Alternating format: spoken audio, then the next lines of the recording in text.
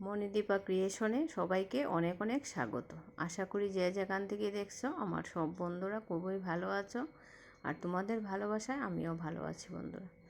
আর দেখো, তোমাদের সঙ্গে আজ শেয়ার করব একটা জিনিস, সেটা হলো নারকেলের সন্দেশ। তো নারকেলের সন্দেশটা আমি সব সময় নাড়ুর মতো তৈরি করে তারপর শিলপাটা বেটে তৈরি করতাম।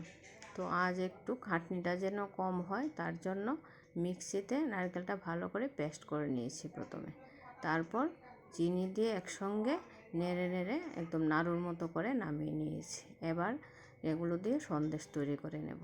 দেখো বন্ধুরা, আমার সন্দেশগুলোও কিন্তু খুব সুন্দর হয়েছে। তবে নারকেলটা পেস্ট করতে অল্প জল দিয়েছিলাম, তাই একটু সময় লেগেছিল নাড়ুর পাকটা আসতে।